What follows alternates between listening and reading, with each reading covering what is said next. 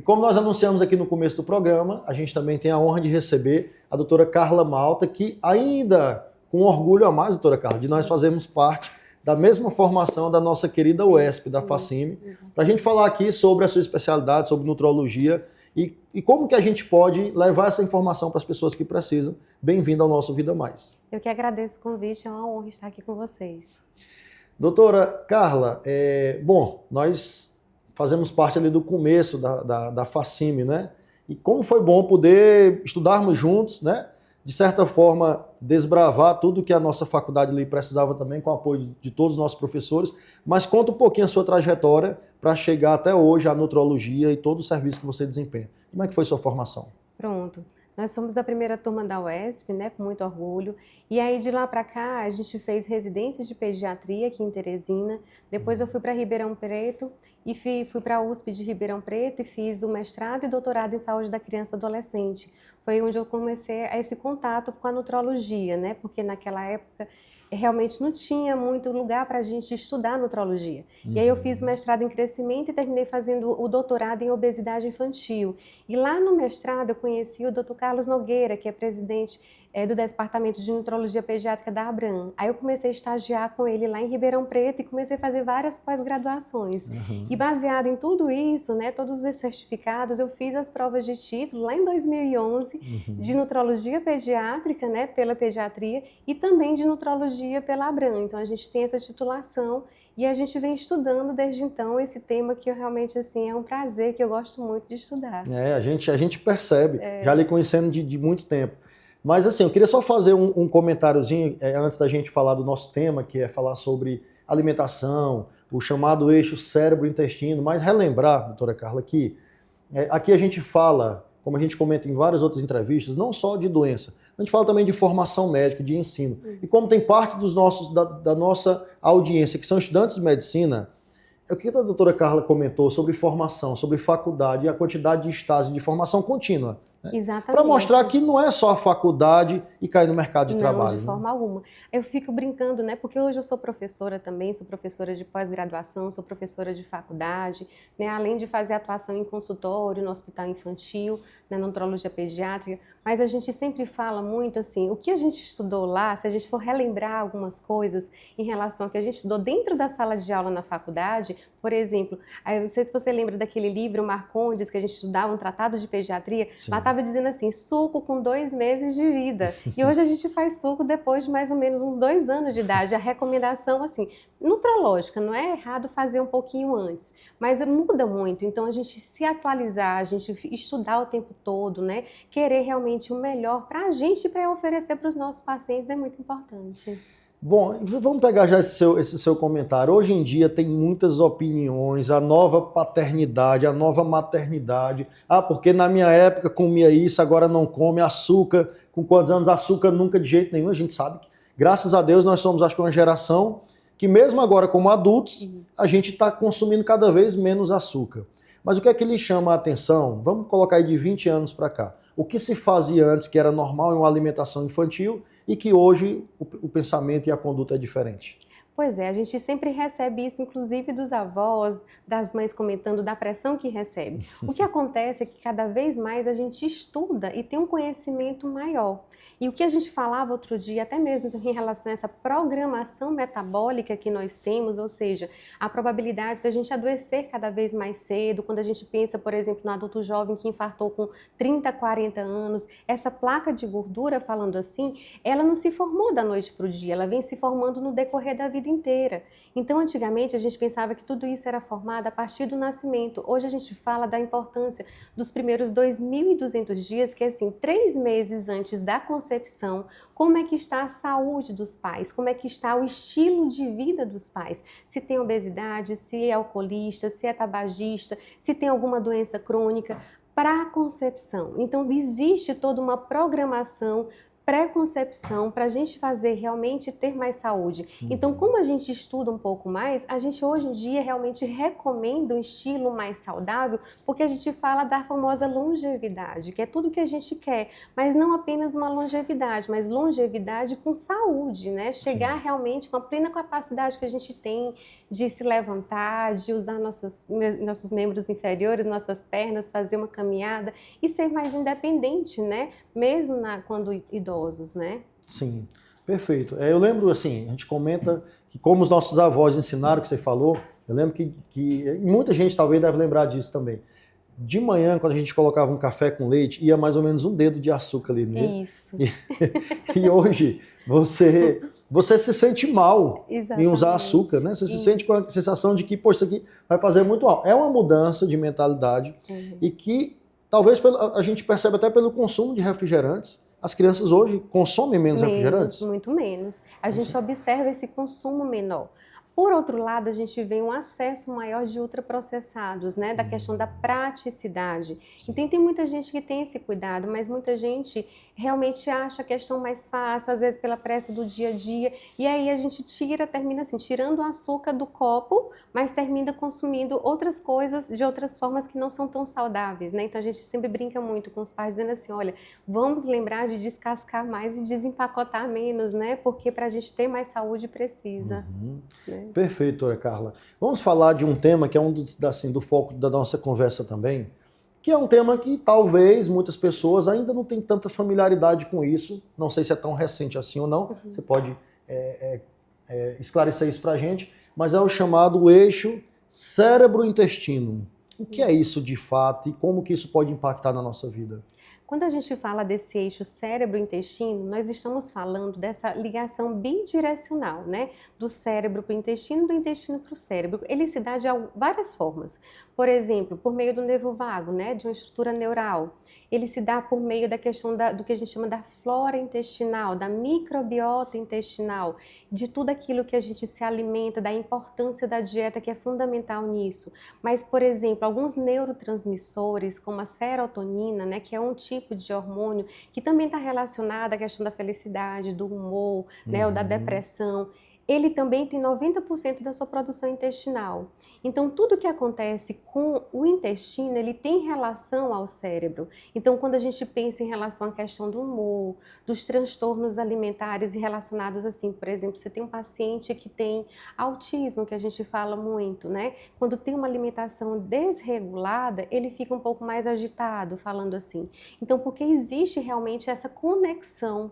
Então, para a gente ter realmente tanto relacionado à saúde comportamental, à saúde do humor, mas como a saúde de forma geral, esse eixo ele é muito importante. Então a saúde intestinal ela está relacionada muito, ela tanto responde como ela piora situações de estresse, entendeu? Então em várias situações que a gente apresenta. Então passa por uma escolha da alimentação, teoricamente, nós, sobretudo aqui no Nordeste, nós temos hábitos que são passados de geração para geração e talvez não sejam os mais indicados. E quando a gente pensa nessa importância e dessa conexão e do impacto que o intestino pode ter para esses transtornos gerais ou mesmo distúrbios de bem-estar ou, sei lá, algum distúrbio mental mais importante, isso passa pelo quê? O que a gente deve fazer então? É escolher melhor e evitar e tirar do nosso dia a dia alguma alimentação que de fato é muito prejudicial? Como é que a gente pode, na prática, melhorar isso? Pronto. Quando a gente fala dos alimentos para a gente evitar, a gente fala muito dessa questão dos ultraprocessados, do excesso de sal, do excesso de açúcar, do excesso desses condimentos. Mas, ao mesmo tempo, como tudo na medicina, não é só prescrição de medicamento, a gente fala muito da questão da modificação de estilo de vida. Então, dentre eles, a questão da alimentação, ela melhora esse intestino por tudo, né? A gente tem a ingestão de fibras de maneira adequada, a gente pode ver por meio de frutas, de verduras, de legumes. A gente tem a questão dos pré-bióticos, que vem também como se fossem essas fibras que são alimentos para as bactérias boas do intestino, assim como os probióticos, por exemplo, um iogurte saudável, né? Que realmente a gente tem, e algumas cepas que podem ser utilizadas quando indicadas, porque eles são bactérias vivas que selecionam bactérias boas para esse intestino. Aí a gente vê vem as outras coisas. A atividade física, ela melhora a motilidade intestinal, assim como o crescimento de bactérias boas nesse intestino também. E aí a gente vê outras coisas que não são tão fáceis assim, de controle de estresse, né? Alguns medicamentos que a gente tem que ter cautela no uso, né? Como antibióticos que só devem ser tomados quando prescrito realmente pelo médico, por conta dessa alteração da microbiota que ele pode afetar. Uso de antiácido sem indicação, porque também afeta essa flora intestinal. Então, são vários aspectos que a gente precisa observar nesse paciente, nessa criança, nesse adulto, nesse adolescente, para a gente poder realmente melhorar e ter uma vida mais saudável, né? Então, é o controle de vários aspectos. Doutora Carla, e como é que é assim, a gente falando de possibilidade de, sei lá, um mal-estar, uns sinais de ansiedade mais frequentes. Quando a gente pensa em evitar ultraprocessados, excesso de sódio, excesso de açúcar, é pontual para melhorar algum dado, alguma taxa que pode melhorar? Como que uma alimentação inadequada ela pode levar a uma alteração mental? Isso não é tão fácil a gente entender e fazer essa associação de que determinado tipo de alimento eu posso ficar mais estressado, eu posso ficar mais agitado, eu posso ter mais crise de ansiedade. E determinados hábitos vão me deixar melhor. Como é que é exatamente no dia a dia essa relação? De fato, uma alimentação ruim, a gente já comentou isso aqui um pouco antes, mas eu queria repetir. Uma alimentação ruim, ela pode levar a distúrbios emocionais? Como que é essa relação? Pode, porque ela piora, por exemplo, essas situações de estresse por conta dessa comunicação dos neurotransmissores, por exemplo, né? Então, de uma forma geral, a gente individualiza. Claro que na medicina é tudo individualizado. Você tem um paciente, por exemplo, chega uma mãe com uma criança que muitas vezes ela tem uma alimentação mais equilibrada, mas às vezes ela diz assim para mim, mas doutora, se ela comer o chocolate, ela fica muito agitada. Então, algumas coisas são mais sensíveis para determinadas crianças ou adultos do que outras, mas no geral é promover esse equilíbrio do controle intestinal, né? Com essa alimentação mais equilibrada e saudável que você vai ter menos sinalização para piorar situações de alteração de humor ou de comportamento. Ah, perfeito, perfeito. Doutora Carla, a gente está falando sobre alimentação infantil, sobre impacto, sobre acesso, mudança. E outro dia eu vi um dado importante sobre insegurança alimentar. E na sua área especificamente, como que no dia a dia você consegue orientar esses pacientes, essas famílias, a ter melhores hábitos, considerando muitas vezes condições econômicas que não são... Como que faz essa adaptação? Que de repente não é só ter uma boa condição econômica para adquirir bons acessos à alimentação, mas trabalhando com a parte da população que a gente sabe que tem essa deficiência, como é que você faz no dia a dia esses ajustes? É um desafio, né? Porque a gente tem, por exemplo, algumas crianças que têm alimentação especial. E aqui, por exemplo, aqui no Piauí, a gente tem o programa do leite apenas pela prefeitura. Mas a gente, por exemplo, para criança pequena, que existem aquelas que não conseguem ser amamentadas, a gente precisa de uma fórmula infantil específica. Vamos falar lá dos nossos cardiopatas, por exemplo, que às vezes eu preciso restringir um pouco mais de volume, porque não consegue, mas precisa ganhar um peso, não consegue tomar tudo que a gente prescreve. É um desafio muito grande, mas eu posso lhe dizer uma coisa, a gente aqui no ambulatório do Hospital Infantil de Nutrologia Pediátrica é assim uma coisa muito prazerosa, porque por mais dificuldade que nós tenhamos, quando a gente conscientiza essas famílias da importância, a gente consegue ter resposta. Né? Por mais dificuldade financeira que eles tenham, eles buscam realmente o melhor dentro daquela limitação que eles têm naquele dia a dia. Então a gente tem que se adequar. Até numa solicitação de exames, numa prescrição de alguma vitamina, algum mineral, a gente vai adequando e a gente vai tendo respostas, né? Mas é um desafio muito grande, né? A gente precisaria realmente de uma ajuda mais próxima, governamental, exatamente, de políticas públicas que olhasse um pouco mais para essa alimentação, né? Para essa desnutrição realmente pela falta do alimento. E qual a recomendação para que se busque uma orientação? Imagina então eu imagino alguma criança que teoricamente não é um cardiopata, não tem nenhuma doença no coração, não tem nenhuma alteração visível, mas que precisa da orientação da nutróloga, no seu caso especificamente. Quando que a família deve procurar? Em qualquer coisa que você vai, porque a gente está falando assim de programação metabólica, da importância do eixo cérebro-intestino, então a gente sempre fala, né, de como é que foi essa gravidez, como é que foi esse início da vida por meio da importância do aleitamento materno, que a gente consegue fazer, né, o primeiro contato para o desenvolvimento dessa microbiota, além do tipo de parto, de vários aspectos, uma boa introdução da alimentação complementar e uma orientação de maneira geral. Geralmente, essa criança ela está sendo cuidada, por exemplo, pelo pediatra. Então, em qualquer dificuldade de crescimento, de ganho de peso, alguma sinalização de que algo não está bem, que a curva está ficando mais retinha ou está caindo por algum motivo, aí a gente pode atuar para poder auxiliar no diagnóstico e no tratamento dessas crianças.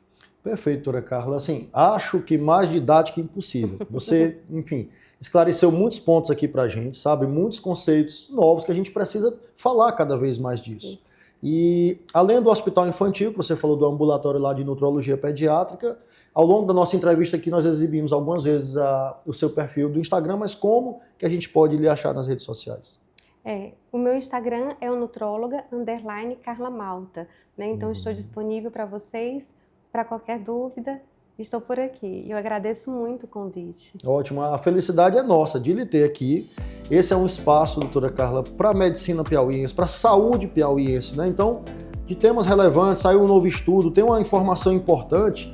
Nós estamos aqui na Band todo domingo e a gente conta assim, você tem um contato da nossa produção e vai ser um prazer lhe receber aqui outras vezes. Será um prazer. Muito obrigada pela atenção de todos vocês e o convite, que é um orgulho estar aqui com vocês. O orgulho é nosso. Obrigado, doutora Carla.